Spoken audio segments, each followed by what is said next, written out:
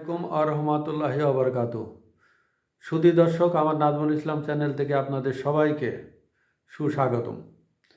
সুধী দর্শক, আজকে একটা কথা বলবো। আচ্ছা ধরুন, আহ, তারেক জিয়া সাহেব ক্ষমতায় আসছেন, নির্বাচন হলো, তারেক জিয়া সাহেব বিপুল ভোটে ক্ষমতায় আসীন হলো। এখন উনি যদি অনেক ভোট পেয়ে, অনেকগুলো সিট পেয়ে উনি ক্ষমতায় বসেন, তারপরে ক্ষমতার রূপরেখা কেমন হবে? কারণ ব্যালেন্স করার মতন কোনো দল নেই। আওয়ামী লীগ ইলেকশনে আসছে না, উনি ব্যালেন্স করবেন কি দিয়ে? আওয়ামী লীগকে ছাড়াই এই দেশে কোনো শান্তি আসবে না, আপনারা লিখে রাখতে পারেন। কারণ ব্যালেন্স করার জন্য একটা দল থাকে, সেই দলটা নাই। তখন তারেক জিয়া চারিপাশে কারা হবে জানেন? জঙ্গিরা। তারেক জিয়াকে জঙ্গিদের দমন করা খুব কঠিন হয়ে যাবে। কারণ এর আগে ওনার মা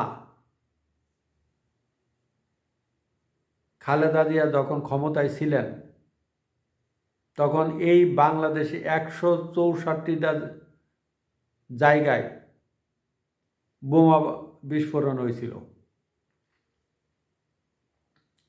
আর এই বোমা বিস্ফোরণে বেশ কিছু লোক আহত হয়েছিল এবং কয়েকজন মারা গেছিল। বাংলাদেশের 164টা জেলায়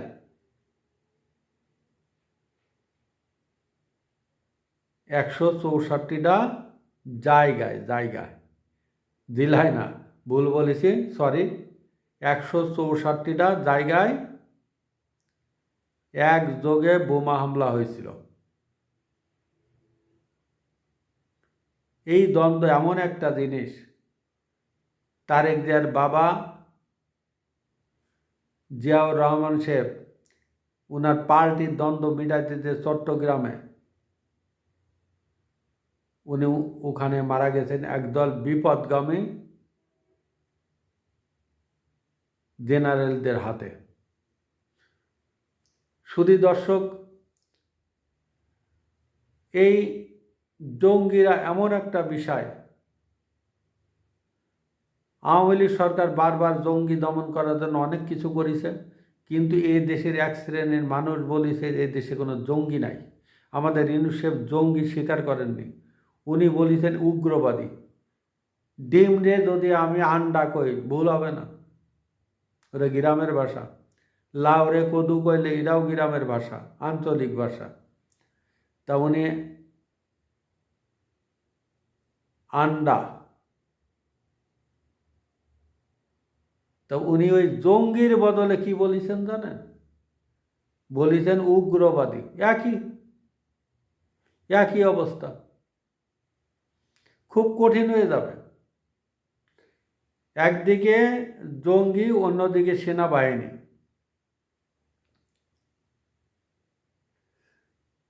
এই সেনাবাহিনী তার একটা মাথা ব্যথার কারণ। তারপরেও অনেক দিন দরবার করে ব্যবস্থা করে উনি আসছেন, কারণ ওনার অসুস্থ মাকে দেখার জন্য। শোনা যাচ্ছে উনি নাকি 25 দিনের ট্রাভেলিং পাসপোর্ট নিয়ে উনি বাংলাদেশে আসে, অর্থাৎ ওনাকে 25 দিনের জন্য বাংলাদেশে ঢুকতে দেওয়া হয়েছে। সুধী দর্শক, আর একটা বিষয় আছে আওয়ামী লীগ। উনি কি আওয়ামী লীগকে ঠেকাতে পারবেন? আওয়ামী লীগ এমন একটা জিনিস, ওনার আম্মা যতদিন শাসন করেছে ততদিন আওয়ামী লীগকে চেনে। বন্যেরা বনে সুন্দর, শিশুরা মাতৃক্রোড়ে। ওনার আম্মা ঠিকই বুঝেছিল যে আওয়ামী লীগকে দমন করা খুব কঠিন, এই জন্য বলা হয় যে বন্যেরা বনে সুন্দর, শিশুরা মাতৃ কোরড়ে। অর্থাৎ আওয়ামী লীগের জন্য বিরোধী দলটা অনেক ভালো।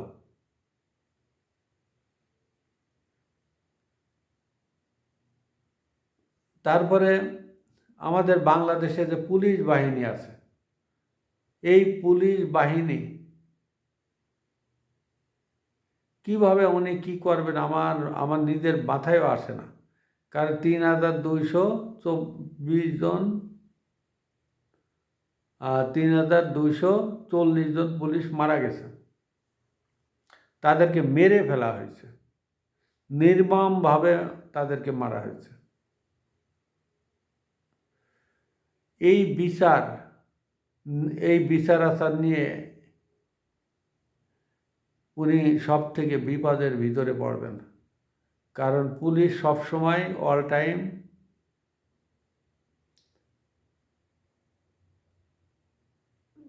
অ্যাক্টিভ থাকার চেষ্টা করে, এবং পুলিশের ভিতরে এইটা নিয়ে রাগ, দুঃখ, ক্ষোভ বিরাজমান। কিন্তু ওনারা বলতে পারছে না, কার কাছে বলবো। কঠিন একটা অবস্থা ভিতরে জনাব তারেক রহমান সে পড়বেন।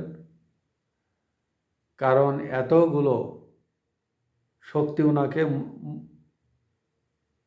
মোকাবেলা করতে হবে।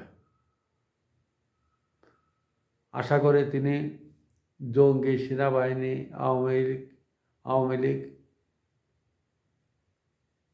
এগুলোর মোকাবেলা করে তাকে ক্ষমতায় থাকতে হবে। এছাড়া তিনি কোনোভাবেই ক্ষমতায় থাকতে পারবেন না।